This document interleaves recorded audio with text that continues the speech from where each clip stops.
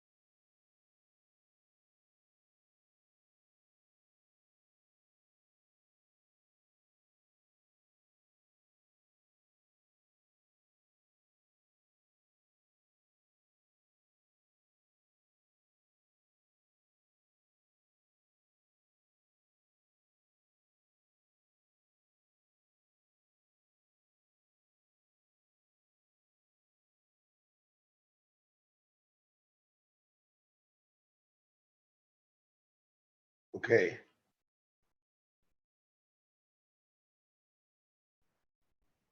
Good morning, everybody.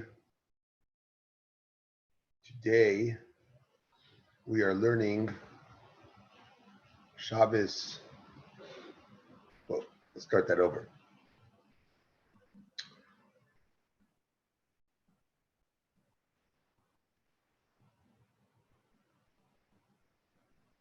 Good morning.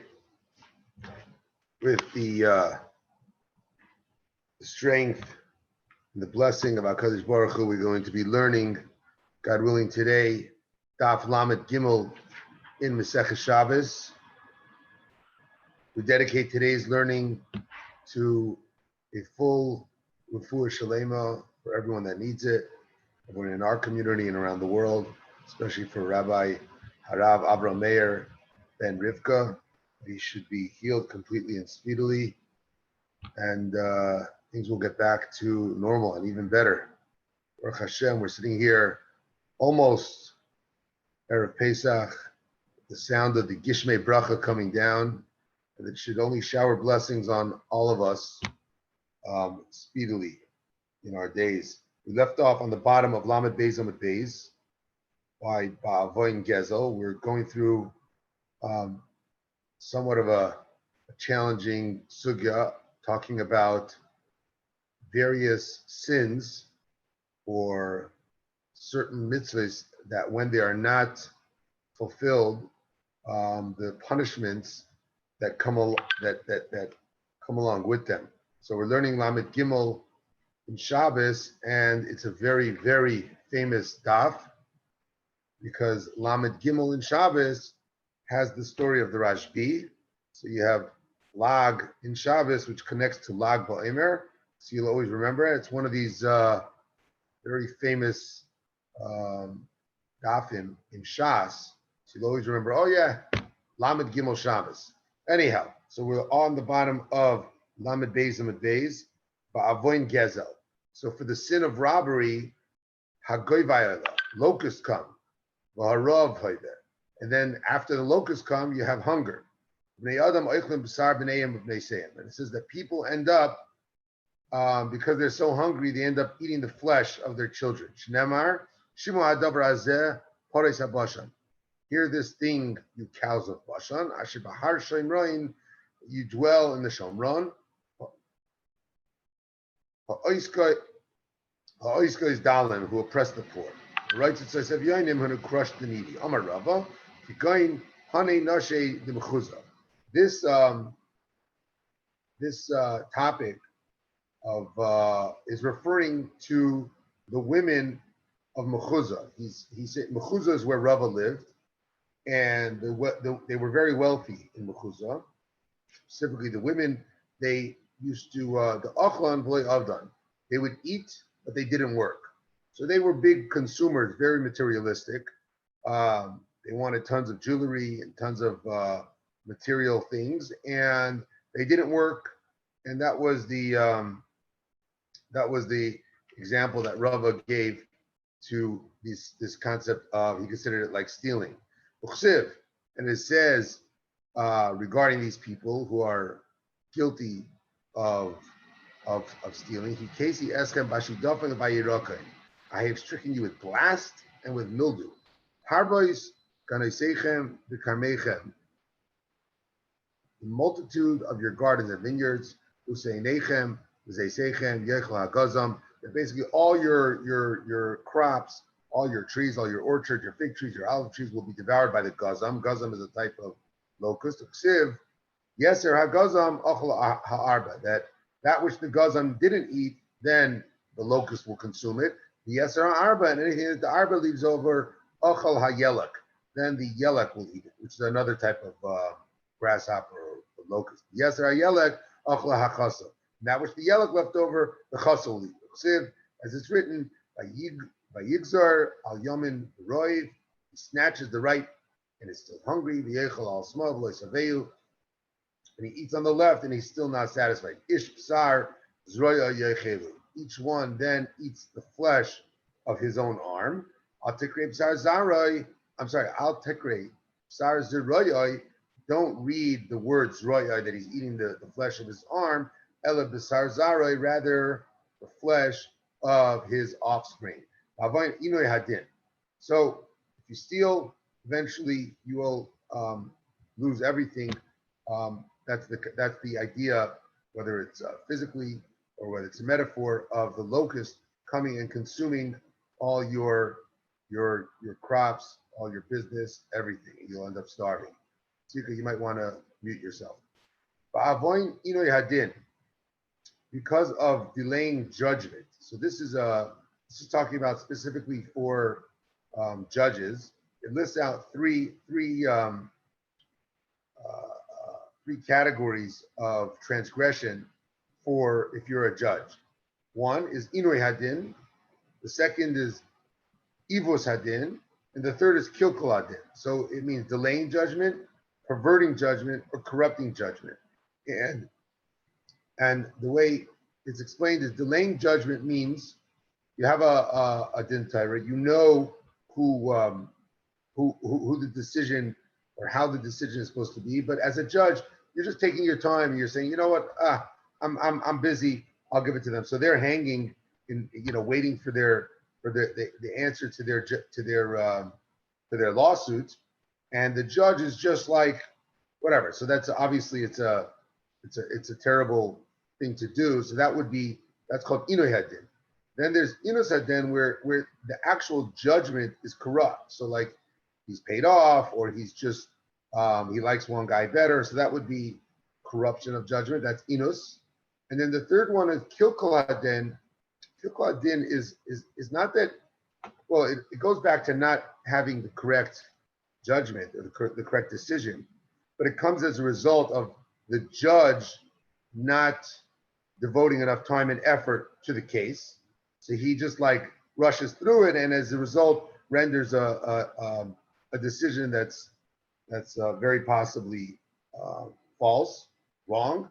So as a result of these three flaws in judging, ubitul Torah, and for bitul Torah, chervabiza rava, the sword and plundering shall increase. Dever ubatzeres ba, and then you'll get disease and famine. And then people will eat, but they're not going to be satisfied. The food will be such short supply that they're going to weigh out their bread by weight.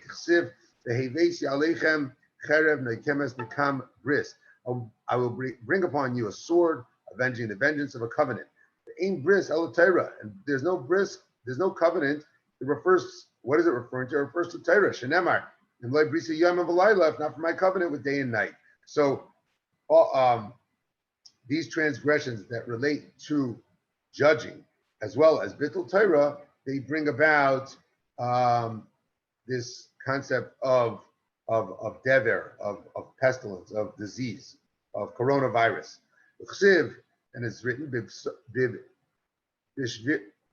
B'shivri lachem mati lachem v'afu eser nashim v'goymer. When I break for you the staff of bread, 10 women will bake, meaning your bread, 10 women will bake the bread. It's written, Yanu b'yan b'mishpatai mo'asu, because they were revolted by my ordinances. Okay, that's all about, what do we say? Inoi Adin. Now we're talking about avoin shvua shav, for the sin of taking oaths in vain, ushvua sheker, and false oaths, v'chil Hashem, and for the sin of desecrating God, making a chil Hashem, the chil Shabbos, and desecrating Shabbos. So what happens if you do any of these things? Chaya ra'a rava, the population of savage beasts increase. So you're going to have wild animals roaming through the streets of the Behema Kala, and what's going to happen is you're going to have the wild animals. So this is like it's mamish like as we're leading to Pesach, you're talking about the makkahs, right? So this is the makkah of Ariv. So the wild animals will come. They're going to go and attack all your animals. So they're gonna decimate your flocks and your herds. Ubnei Adam mismatim. So therefore, the human population is going to decrease. There's not going to be enough food to feed because you're not going to have any of your animals because they're all destroyed by the wild animals. And the end will be v'hadrachin mishtaimimim, so that the streets end up becoming deserted.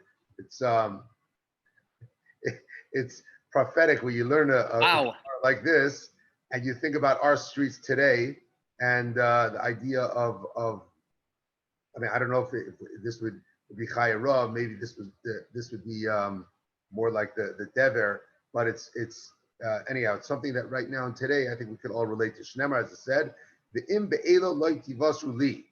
Despite these, you will not be chastened towards me. Al tikre be'ela ela ba'ala. Rather, so it's a play on the word. So it says ela, which means these, but instead of reading it be'ela, read it ba'ala. Allah means an oath. Ksiv v'shlachti b'chem es chayas asad. I will incite the beasts of the field against you. V'goymer. Okay, next one. Ksiv b'shvua sheker. Talking about false oaths. What does it say? Loi tishavu b'shmi la shaker. You shall not swear falsely by my name. V'chilalta es shem elakecha, and thereby desecrating the name of Hashem. V'chil Hashem ksiv loischalu Hashem kachi. V'chil Shabbos ksiv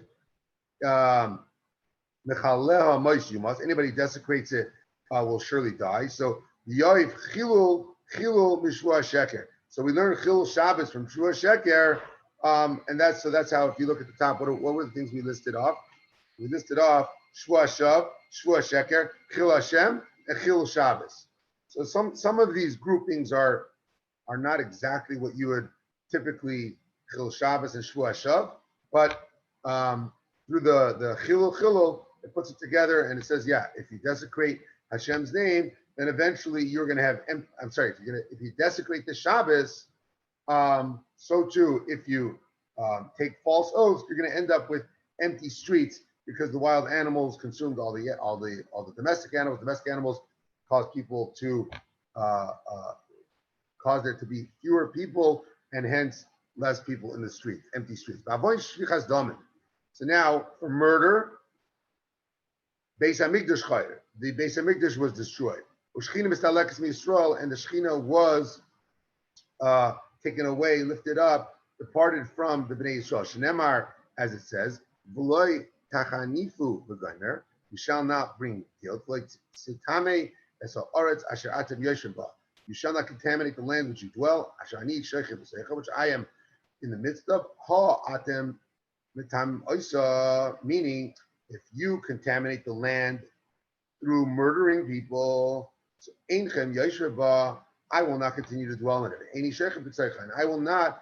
Any sheichem v'seicha, I will not continue to rest amongst them. So there you see the connection between murdering and us losing the Beis Hamikdash. So for sins of sexual nature, and idolatry, and people who stop observing the Shemitah and Yovel. So this is also an interesting grouping. So Avodah Zara, Gilei Arayis usually is grouped together with Shvichas Damim, but here we're grouping it with Hashmatas, Shemitah, and Yovel. So if you're not careful about Shemitah and Yovel, so Golas Bala Olam. going to bring gullahs to the world. Umaglin oisan, and then invaders are going to come. Uban acherin v'yashvin b'kaima, and then others are going to come and settle in your place, and you're going to lose the land of Eretz Yisrael to the invaders. Shenemar, as it says, Ki es kol hatayeves ha'el oso anshi haaretz, for all the inhabitants of the land who were before you committed all these abominations. And it's written, the land became contaminated, and I recalled its iniquity upon it.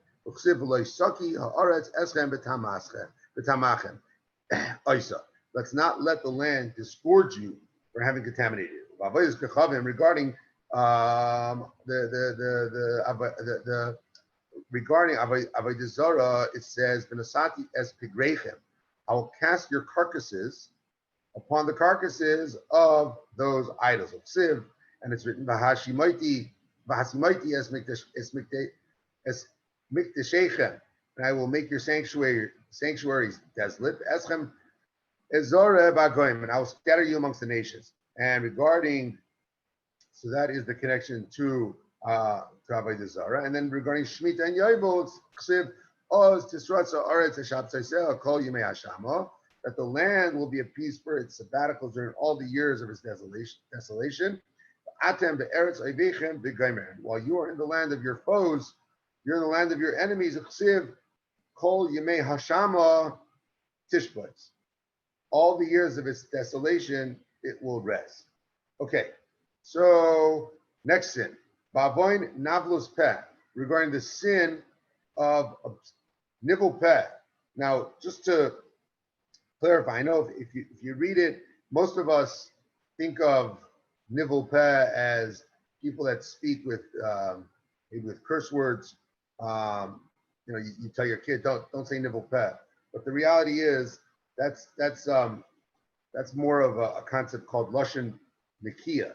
Nivel peh, when it's referred to here in the Gemara, it's talking about people that speak coarsely about matters, specifically sexual matters, and they make light of it, make joke of it, they discuss it in a coarse way. That's what it's referring to when it says nivel peh.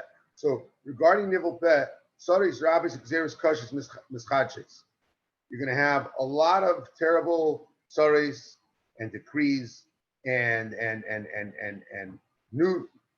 harsh new decrees against the Jews. And then the young men,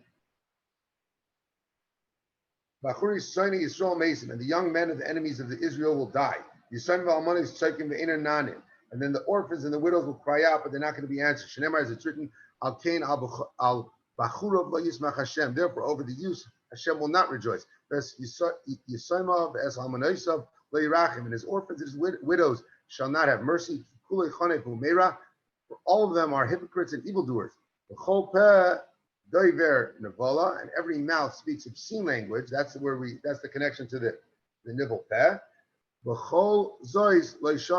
Yet despite all this, his anger is not turned away. And his hand is still outstretched.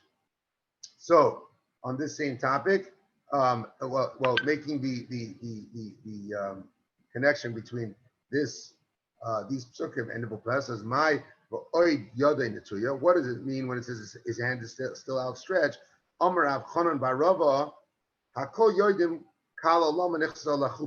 Everybody knows, kind of like when you go to a wedding, you know why the challah is going to the chuppah. You know what's happening that night, presumably with the chas and kala.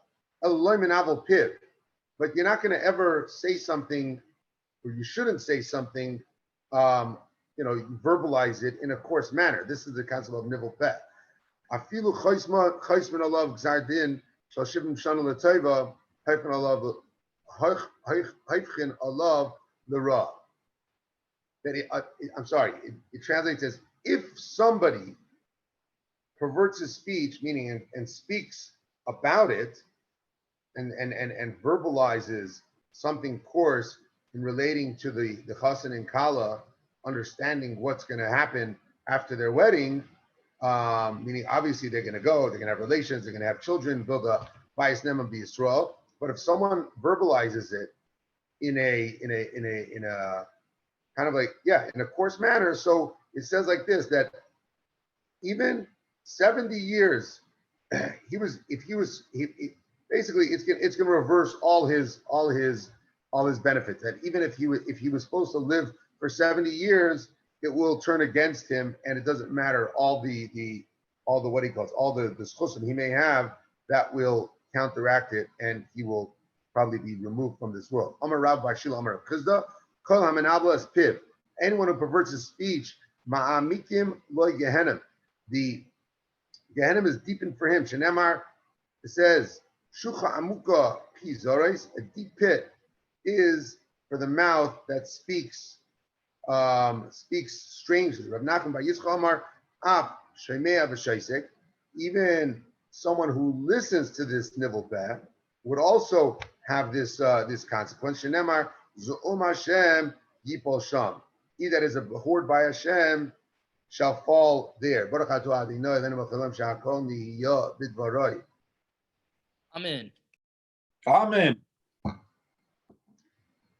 Amar Rabbi Yishia, Kol hamemorek atzmei la'avera. Anyone who purges his schedule of other duties to make time for sin. So it's like everybody's busy, right? So you have your time for work, you have your time for learning, you have your time for your family. So someone who dafka fits into his schedule a time to schedule a sin, okay? We're not gonna. It doesn't matter what the sin is. You know, let's say he schedules a poker game, something sinful like that. So he says, "Chaburois ufitzoyin yoitzenbay." He's gonna find welts and wounds breaking out upon his body. Shenemar, as it says, "Chaburois petza hamrut ra." Injuries and wounds accompany one who purges himself for evil.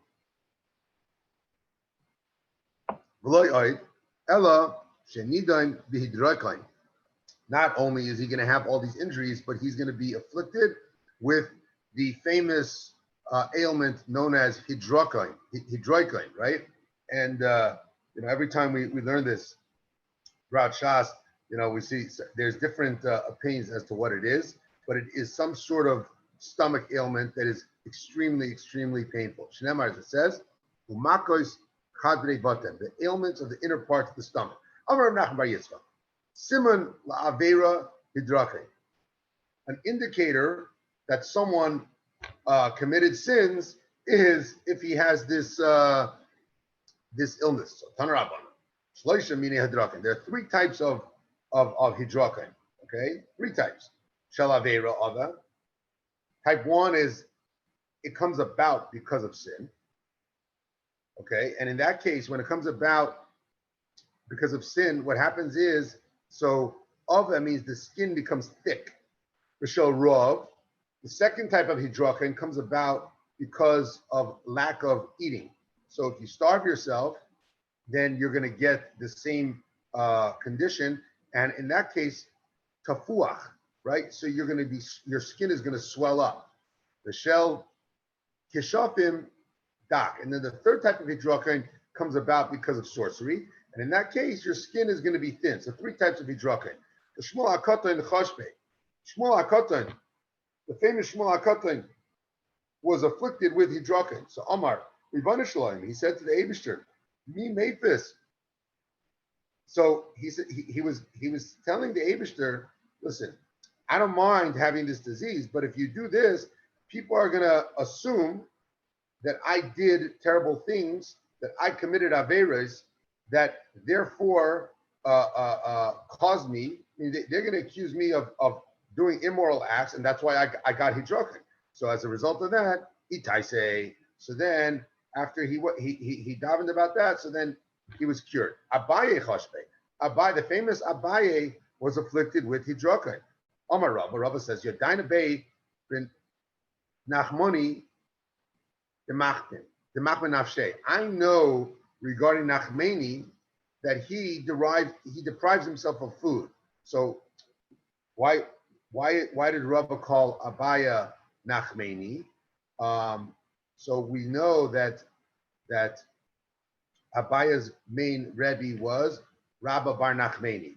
And Rabba not just was his Rebbe, but he was also like his adopted parent. He kind of took him into his house because Abaya was an orphan. And there's different opinions as to whether, there's one opinion that says Rabba Bar Nachmani was actually Abaya's uncle. And he named him Nachmani. He named him after his father, but he didn't call him Nachmani because then he would be referring to him as his father, right? Because it would the name of Rabba's father. So instead, he called him Abaye. Either way, Abaye was referred to as Nachmani. So Rabba's saying, yeah, he knows in the case of Abaye that the reason why he got the Hidrakain, he got it. This is the second reason, right? We said Shal Rav. So it's because he was depriving himself of food, not because of Chas v'Shalom, one of the other reasons. Rava Chashbe, Rava himself got this Hidrakain. So Rava Rava was one that said, Nefishi Ketile Kedar Minifche Kafan. More numerous are those who die by the pots than those whose stomachs are swelled through hunger. The pots here is referring to people that so it's asking, meaning Rava clearly knew about this Hidrakain, and he knew what brought it about. So the question is, how is it possible that Rava himself got Hidrakain? He knew all the reasons, right? So, and for the Gemara, Shani Rava was different. The Anti Ve Rabbanan, the Idane Ba'al Karche. So Rava got Hidrakain for the reason of holding in, he was holding himself in when he had to go to the bathroom. Okay, that was one of the reasons as to why you would get Hidrakain. So if he knew that reason, how could he be afflicted with it? So the answer is, he says that he didn't have an option, because he would give shiur, and he would have all his talmidim coming to ask him questions, and he needed to go to the bathroom, but he would hold it in because he had all his talmidim asking him questions. He would just stam to know there's a concept called Bal Tashaksu. Bal Tashaksu is an isser. You're not allowed to hold yourself in when you have to go to the bathroom. So how could Rava hold himself in? It's a famous question. So the answer in his case, in the case of Rava, was the makim bizoyan, you're allowed to hold yourself in. So in his case, because he was surrounded by students, so it took away the isser of Bal Tashaksu. There was nothing wrong with Rava holding himself in, but there still was the unfortunate outcome, which is that by holding himself in physically, he got afflicted with Hidrakain. Okay, Tanarabana. Now that we're learning about Hidrakain, we're going to learn about another fabulous ailment called Askara. So Arba Simonim Haim. There are 4 indicators of Arba Simonim Haim, Simin La'aveira. There are 4 Simonim that are Simonim of Aveira. They show that the individual has committed sin. So Hidrakain is one of them, as mentioned. So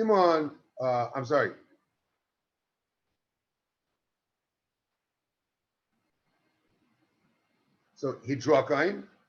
Simon the Sinas Chinan Yerakain.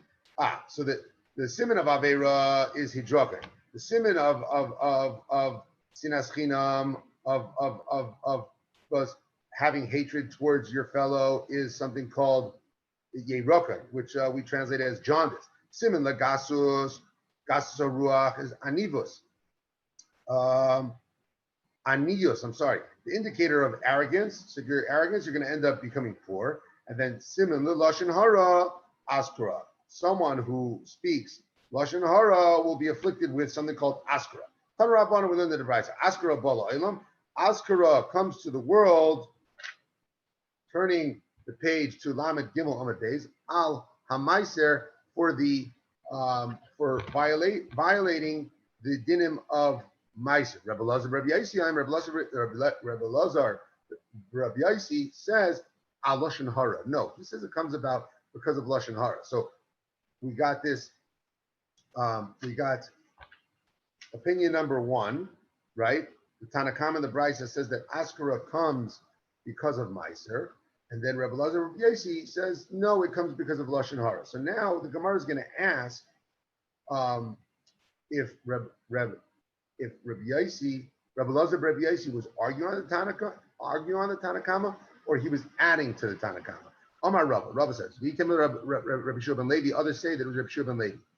My Kra, which pasuk teaches this? Melech Yismach Belekim, that the king shall rejoice in Hashem.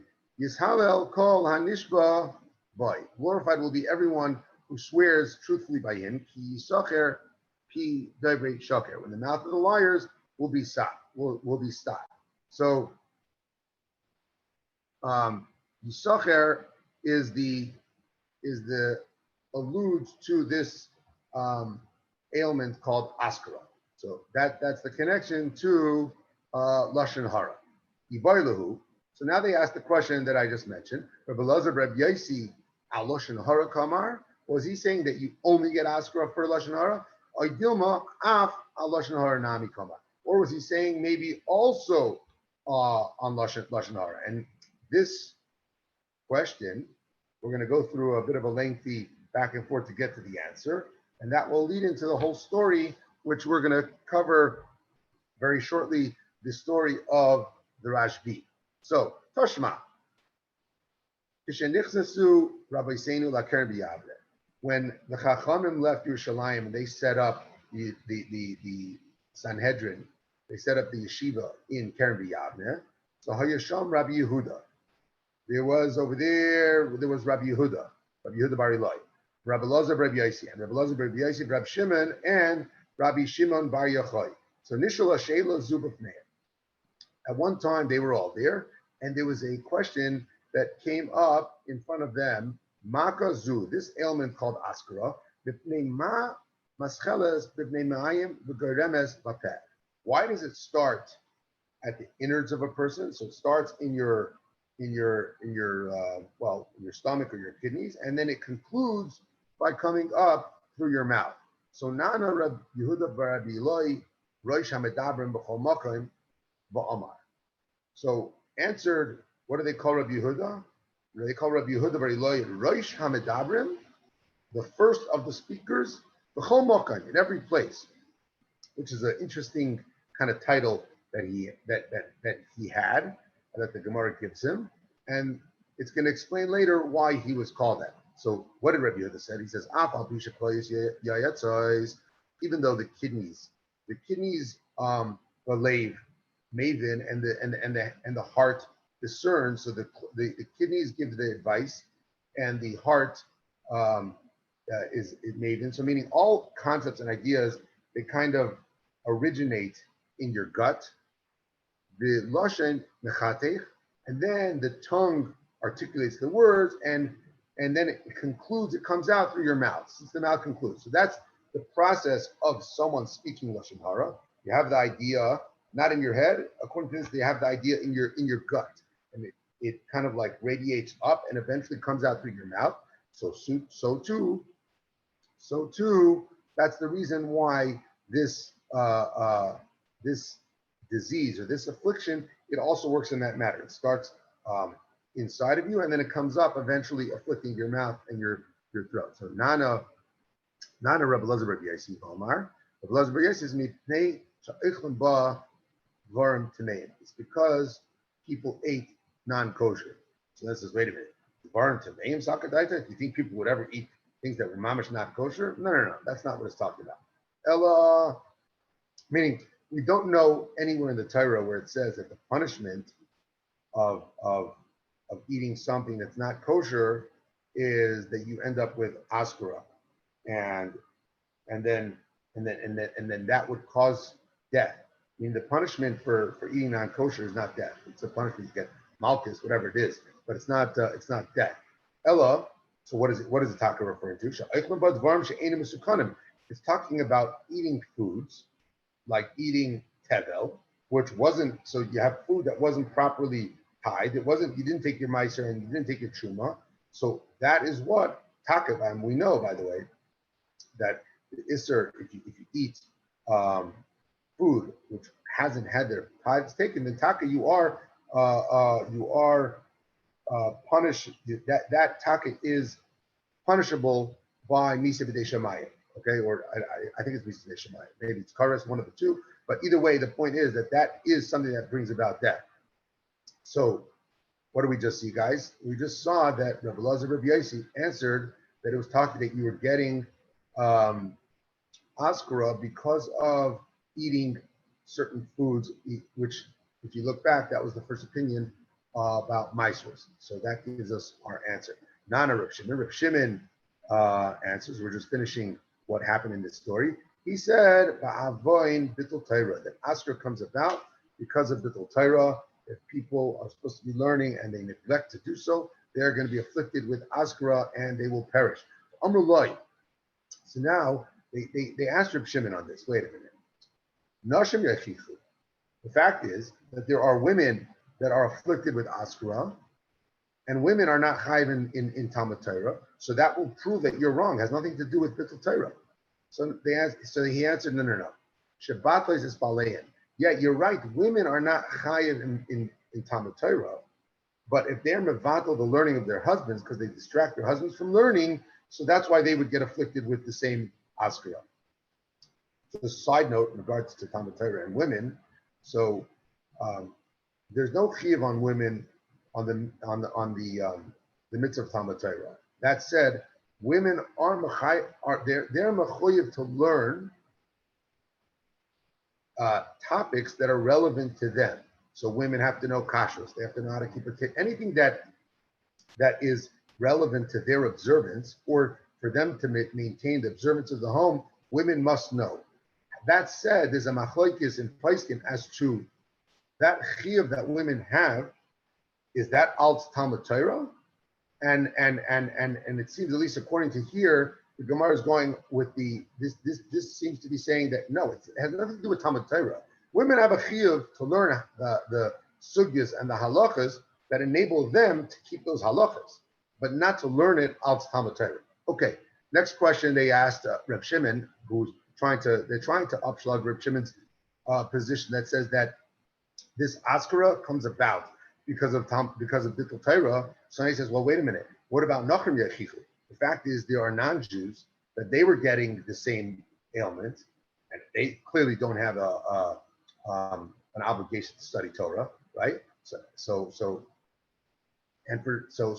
what does he answer? Shemevatlan es Yisrael, that those non-Jews, they're getting the sickness of askara because they're causing the Jews to do bittul Torah. So as a result of that, they get afflicted. So what about, so then it says, what about the young kids? Everyone has young kids. Young kids are not mechuyev in Talmud Torah, and why would they get askara? So, and for the Gemara, shemevatan es avihen, that they cause their fathers, it's similar to the answer that we said before about the women, that they cause their fathers, that just the women, they cause their husbands. So here, the children cause their fathers to do bittul Torah because they have to tend to their children, or they waste their time, they take their fathers away from their learning. So therefore, the kids would also be afflicted with askara. So what about the school children? In the school children, they're in yeshiva all day. They're not taking up the time of their parents. So why would they get askara? So Hassan, in the case of the school children, he says, Kid Rabbi Guryon. It's like Reb Gurion explained. Dam Reb Gurion, V'item Rabbi Yosef, Reb Shmaya, Isman Shat Tzadikim Badoyer. When there are big tzadikim in a generation, so we say tzadikim mispasam alador. The righteous people, they get chapped, they suffer on behalf of the generation. What about ein tzadikim badar? In a case where there's no tzadikim in the generation, what does it say? Sadly, Tinoika shel beis rabban mispas aladar. The Tinoikas, the young yeshiva bakrim, they end up getting chapped on behalf of the sins of the generation. So that is the position of Rabbi Shimon of the Rashbi. That this askara comes about because of bittul Torah. And in regards to the Tineke Shel Beis Rabbim, where he didn't have a connection to Bittul Torah Dafka. So in that case, he explained it that it had to do with just basically them being suffering on behalf of the generation. Okay, moving forward, we're about 1, 2, 3, 4, 5, 6, 7. We're about 7 lines down from the bigger lines. Amar Rav Yisrael bar Zeiri.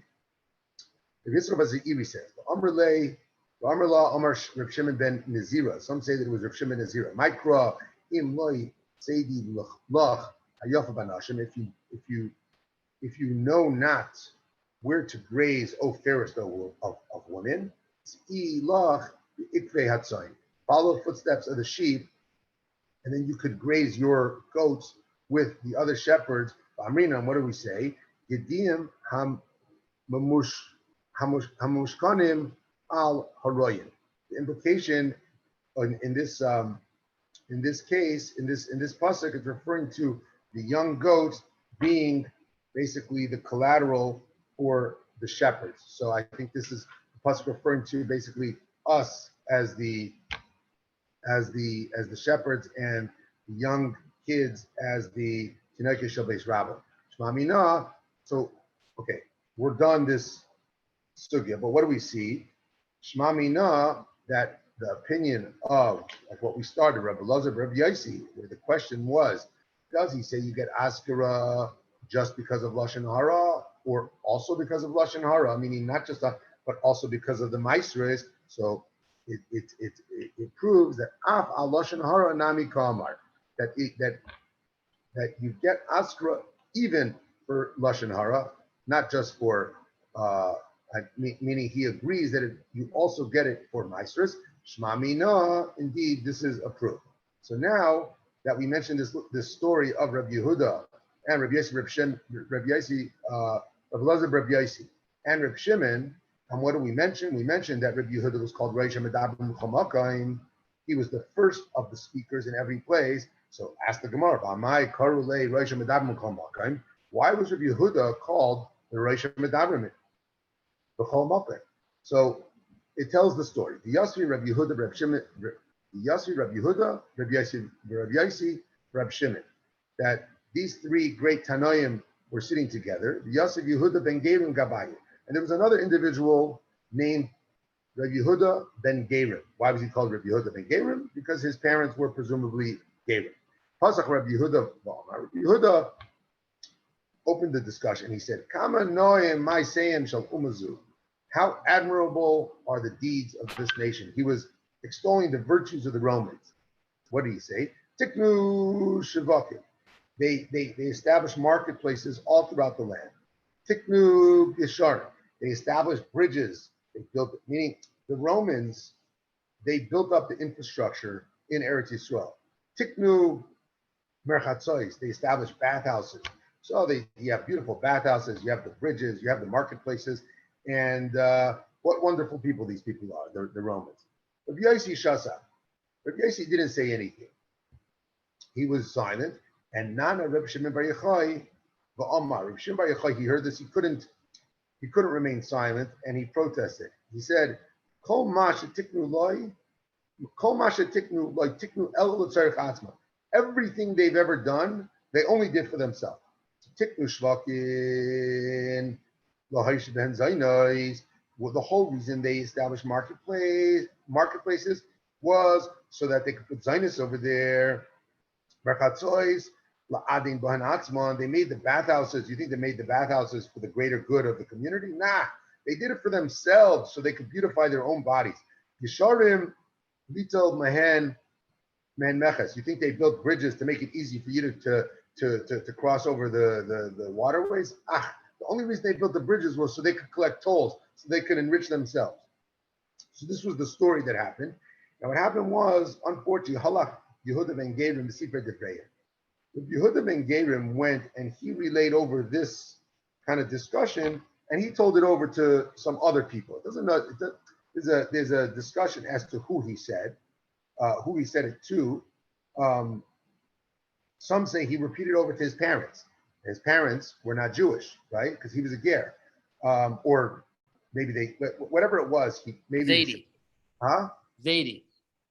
Yeah. Okay. So whatever it was, he repeated it over. Maybe he said it over to his students. Maybe he said it over to his parents. But somehow these this story, it got back to the Romans. It got back to it got back to the authorities. So and it got back to them as a result of this guy, Rabbi Yehuda ben Gerim, who, by all intents, it seems he wasn't a bad guy. He wasn't doing it intentionally, but listen, it got out. So what happened was, so Amru, they said, Yehuda she'ila Yis'ala. Yehuda, he spoke virtuously of the Romans, so he should be elevated. Yaisi Shashasak, Rabbi Yaisi, who was quiet, he didn't say anything for the positive nor for the negative. So Yigo Tzipari, he was exiled to the town of Tzipari, and Shimon Shagina of Shimon, who he denigrated the Romans. So Yehare, he needs to be executed. So Azal who Ubrei Tashubei Midrasha. So what happened was he and his son, they hid out in the base measures. They were hiding over there. And Kol Yaima Havamesi Lahu the Bisu Rifta Vekuza the Maya. Every day, his wife would come and bring them bread and a small pitcher of water. And Ucherachi. And this is what they would eat. That's how they would sustain themselves. So the wife would come and bring them food in the base medrash every day, and they were hiding from the Romans.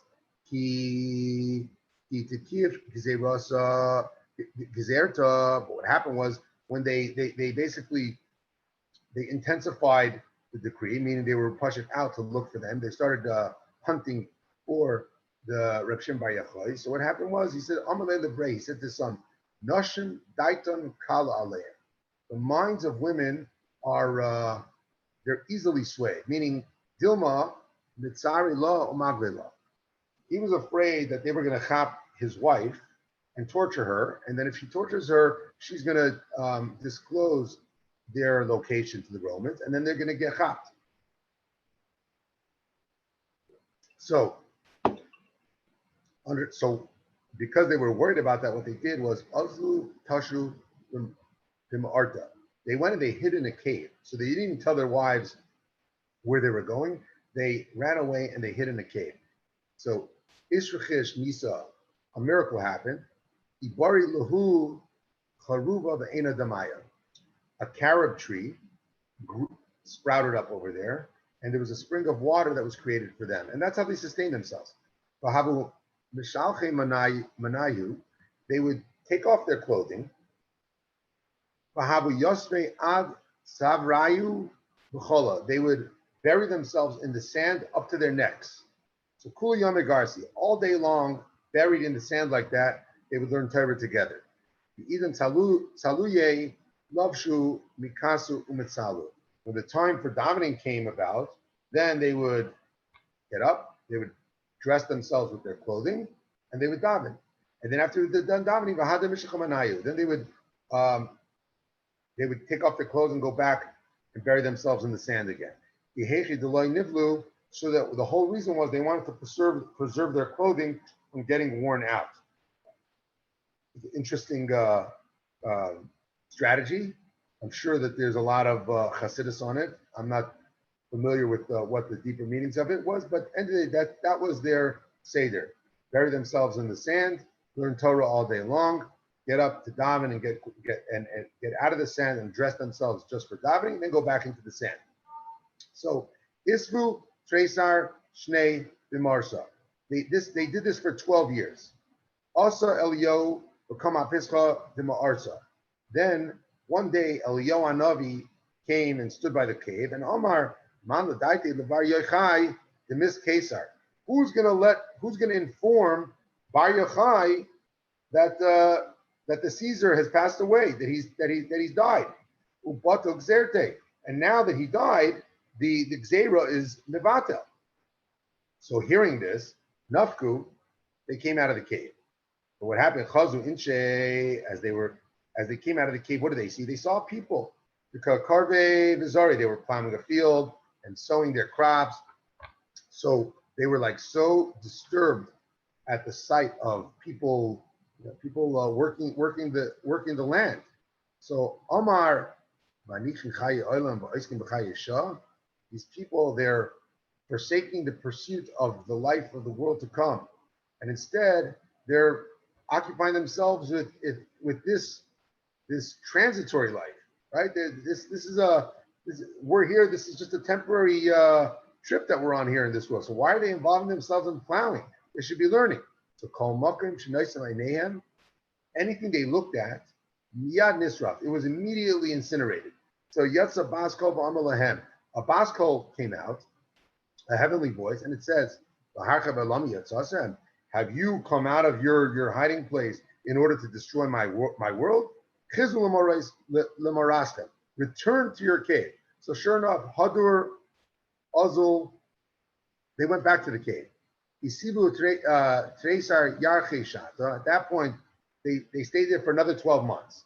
And then they said, Amri, the sentence, right, of people that go to Gehenna is 12 months. So they figured, you know what? Listen, if someone goes to Gehenna for 12 months after they pass away to atone for all their sins, so you know what? That's our let's say extended sentence of being in the cave will also be 12 months. So Yatsabaskov Amra Su'u Mimar Rastem, emerge from your cave. So now they came out of their cave. So Nafku, they came out. Wherever Rebbe Lazar would look, he had the same issue. He hadn't yet gotten over this kanoias, this fiery attitude. So everyone he would look at would burn up. But then having Master Reb Shimon would heal it. He would fix it. So Rebbe Lazar would burn it. Reb Shimon would fix it. Amar Allah, he said to him, Bini, dai la'olam ani va'ata. The world has enough, just between you and me, we are enough to sustain the world in terms of its Torah learning. So stop burning stuff up. You know what I mean? We're good. Ba'adei Panya, the Malay Shabta, as night began to fall, so it was late Friday afternoon. So Chazahu Saba, they saw an old man, to have a nukit tray midane osa. He was holding two hadassim. V'rot ben hashmashes, and he was running home. It was Erev Shabbos Kodesh. He was running home with two hadassim. So Amrullah, they said to him, Hani lamalach, why do you have these hadassim? What's it for? So Amrullahu, he said to them, Chayt Shabbos, it's for the honor of Shabbos. The Tizgri Lach Bechad, but they said, why do you have two? Wouldn't one have been enough? So he answered them, Chad Keneged Zachar, the Chad Keneged Shamar. One is for the positive commandments of Shabbos, and one is for the negative commandments.